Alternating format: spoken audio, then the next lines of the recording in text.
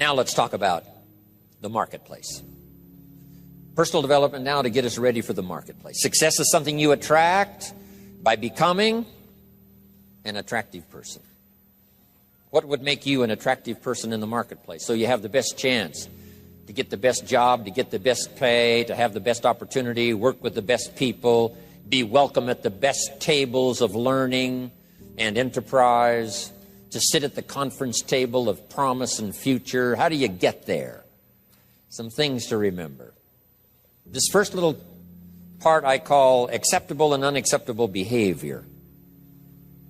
Now, part of our learning affects us in the marketplace. The skills we've developed affects us in the marketplace. You might have had to go to school to work in a certain segment of the marketplace. If you're going to be a doctor, you've got to go to the proper school.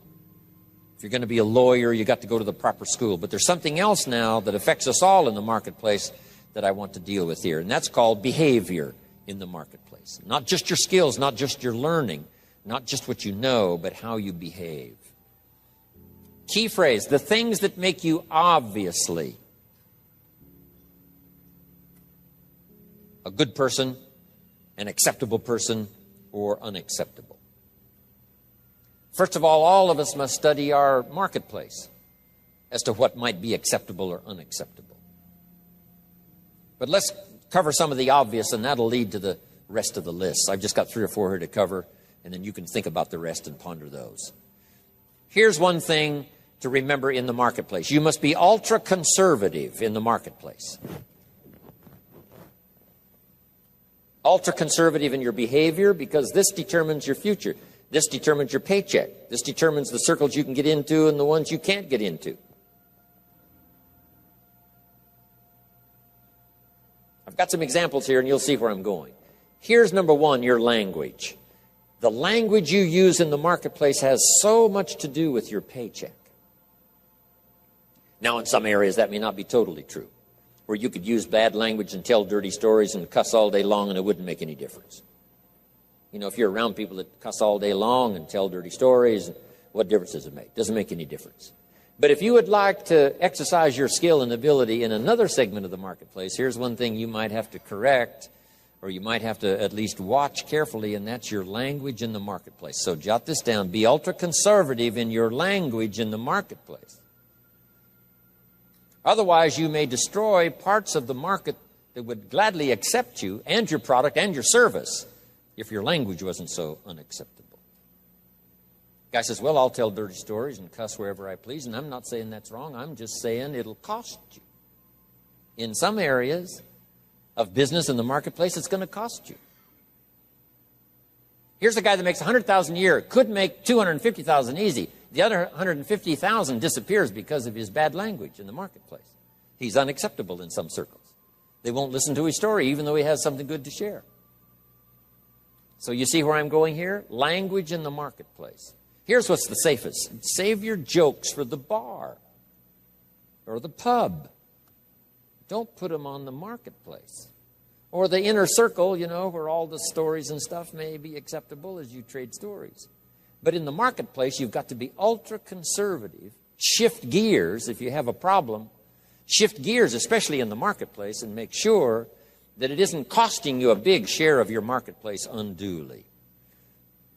Because there's no use suffering an extra $100,000, $200,000 a year income simply because you're careless with your language in the marketplace. So of all the places not to be careless, it's in the marketplace concerning your language.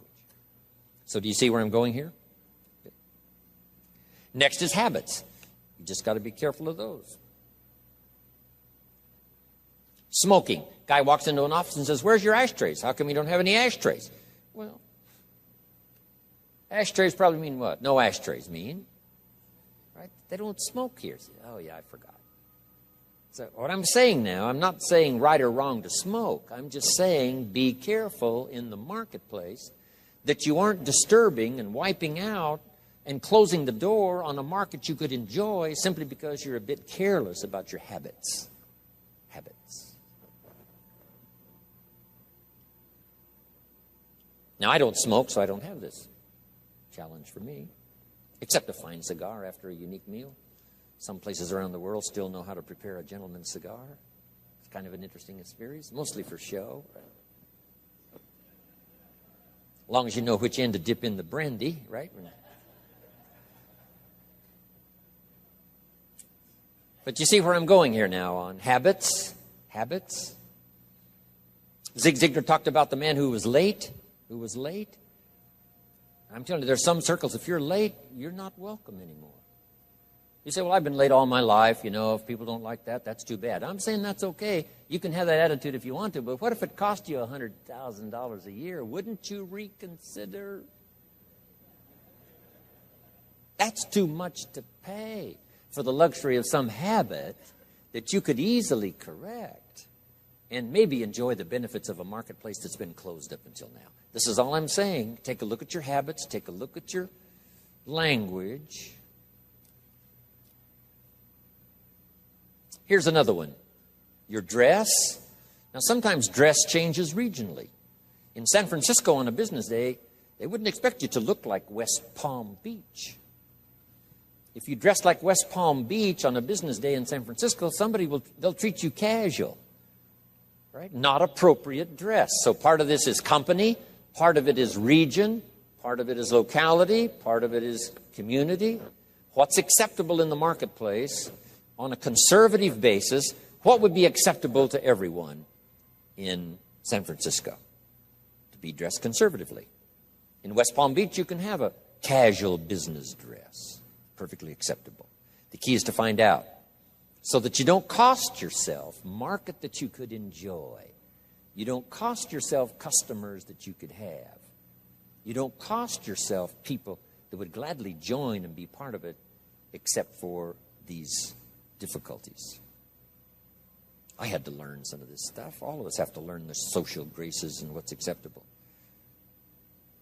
The white socks don't go with the black tuxedo. I mean, some things you just have to learn. What if a guy called on farmers in his tuxedo? See, the word would spread. You should see this clown. So now that's the severe side. But here's what I'm asking you. Check your dress.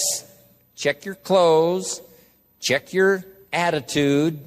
Check your behavior. Check your language. Check your habits. Especially in the marketplace where you get paid. No use slamming the doors you don't need to slam. No use shutting off opportunity that you don't need to shut off by not considering some of these things, okay? One more I found important. Make your employer, not your banker. I wondered why a few opportunities I lost. Because too quickly I asked for a raise. I'd only been there a month, and I said, could I have an advance? An employer says, wow, I thought we hired the right guy, but this guy needs extra money already. Can't manage his affairs, has to have an advance. So here's what don't make your employer your banker. Make your banker your banker. If you need a little extra money, go to your bank. Go somewhere, but not to your employer. Here's why. An employer is like opportunity. Opportunity doesn't want to see your need. Opportunity wants to see your seed. So let employer be employer, let banker be banker, let friend be friend. I found it was a bit unwise to make a friend a banker or a relative a banker. Do you know why you go to a minister to discuss certain things? So that he won't disclose it to the marketplace. And you go to your doctor to disclose it so he won't disclose how weak and sickly you might be. So you don't bring your sickness to the marketplace and talk about it. You talk that over with your doctor. Talk over your maladies and your problems to your doctor. So jot this down. It's called show your seed and hide your need. In the marketplace especially.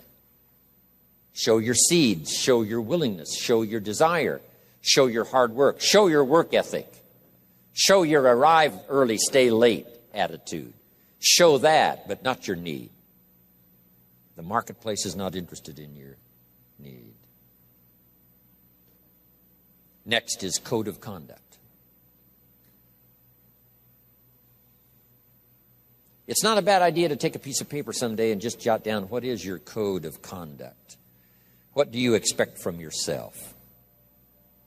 Some things you will do, some things you will not do. Jot this phrase down. What I want to be known for. Here's what I want to be known for. And that's not a bad list to make. As we're building our reputation day by day, week by week, month by month, and one opportunity leads to the next, depending on what we're known for. These are some of the things that may not appear in your resume. You know, you've been to school and you learned these skills and you worked for this company and you were there 9 years and so on. In addition to that now, what's really important, especially for your own psyche, is to make a list of what you would like to be known for. I wanted to be known for always doing my best. I never wanted anyone to be disappointed, at least in my presentation. They might be disappointed with my ideas because they thought I was wrong. They might be disappointed with my position because they thought it wasn't right. And they might be, disappointed because, I didn't say what I believed, was contrary to what they believed. They might have been disappointed in that. But they were never disappointed in my sincerity.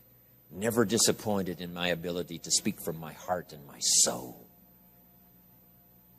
If you have charge of some of my life and you send me off to another country, I promise to represent you grandly.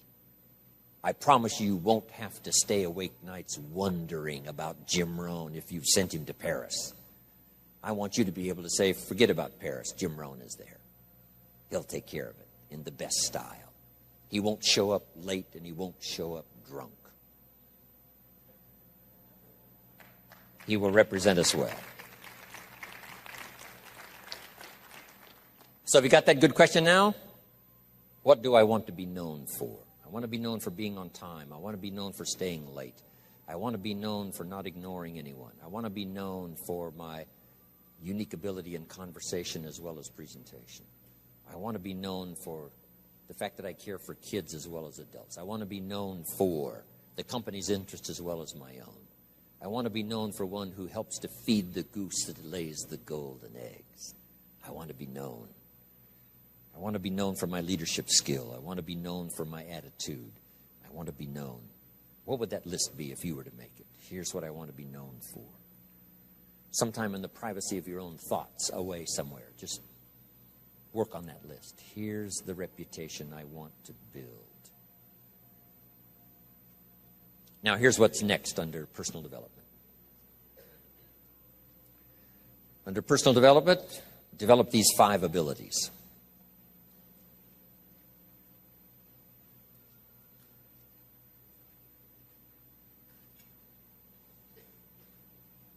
First of all is the ability to absorb. One of the big challenges for being here now, especially for 3 full days, some of you, it's going to be a challenge to try to get it all. But I'm asking you to do that. In another seminar I do, here's a little phrase I have. For the future, pay attention. See if you can't get everything.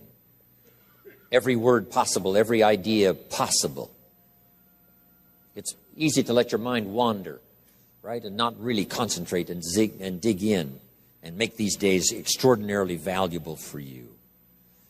Absorb the atmosphere. Absorb the drama of the occasion. Absorb the spirit of the occasion. Absorb the reasons for coming here and then the reasons for going back home and making a difference. Absorb the variety of voices you're going to hear this weekend. And absorb the provocative ideas as well as the ones that you agree with. Absorb all of that. Take it all in. By listening intently, taking good notes, talking with each other. Here's one more. Absorb the drama of each other. You're going to have a chance to meet some excellent people here. Okay? Losers don't pay this kind of money to come to seminars. The reason why the price tag is substantial is because when you get here, you'll have an excellent chance of meeting some pretty good folks. Even if they borrowed the money to get here. At least they knew how to do that. Whatever it takes. So don't go away without meeting some people. Here's the next part. Listen to the testimonials. You may pick up some ideas from someone's testimonial that'll be just as valuable as what I share from this podium. And sometimes a word spoken in private from someone's unique testimonial is so powerful. It's just as powerful as all the words given by the presenter. So take that all home. Key, absorb the chance for a new beginning. I don't know where you are at the moment. This is sort of mid-year. First 6 months, getting ready now for the last 6 months. And as you pause mid-year to contemplate the past and think about the future, as you ponder for a while ideas that you've already heard, anticipating that you're going to hear some more, how could that create for you a new beginning? There's so many ways to create a new beginning if you just think about it. Or think about the automatic ways of creating a new beginning. Here's a pretty good list. At the beginning of the day, this is a brand new day. I love to get up early now. I used to stay up so late. I got up late. I used to say if the good Lord wanted you to see the sunrise, he'd have made it later in the morning. But now I don't do that anymore. I try to get to bed as early as I can. Sometimes it's not easy, especially when you travel and with jet lag and all the rest, around the world. But I try to get up now early in the morning. Unique thing about early in the morning, you haven't messed up the day yet. I mean, it's just there. It's ready. Fresh. It's like being born again. A new day is like being born again. A chance for a new day, a new life. You've never lived this day before. Only in your mind developing plans, but you've never actually walked into this day before. Now you have a chance to watch the sun come up and then stride into this new day. Call yourself a new person, whatever that little trick you have to learn. This is a new day for me. This is a new life for me. Next, at the beginning of the week, that seventh day, I think, has more than one purpose, the seventh day. So just make the note, how to best use the seventh day. It says what? 6 days of labor, working miracles, turning thoughts and faith into reality. Then after 6 days of miracle working, turning ideas into reality, now it says, take the seventh day. And yes, the seventh day could be for spirituality. Yes, the seventh day is to contemplate God. Yes, the seventh day could be called for worship. Yes, the seventh day is to take some time off. Yes, the seventh day is to be with your family. Yes, the seventh day is change of pace. But here's a good idea for the seventh day. To go back over the last 6 and get ready for the next 6. You just pause that seventh day. Because I have another little piece on that in this list of 5. And maybe now mid-year, having come here for this weekend, mid-year, you can think of ways to gather up what's happened to you since the first of the year till now. The drama, the disappointments, the highs and the lows and the mixture and the stock market and whatever's happened to you, these 6 months, and say, I'm going to go home and create a new beginning. I'm not going to be the same again after this weekend. You can conclude that, and I promise you, the days can be so extraordinary, you won't be able to believe it. So absorb everything. Take it all in. Don't miss anything. The sound, the music, the sights, the atmosphere. My friend Bill Bailey has this extraordinary gift. He doesn't miss anything. Better for him to go to Acapulco, come back and tell you about it, than it is to go yourself. And the reason is, if he goes, he won't miss anything. He'll soak up every detail.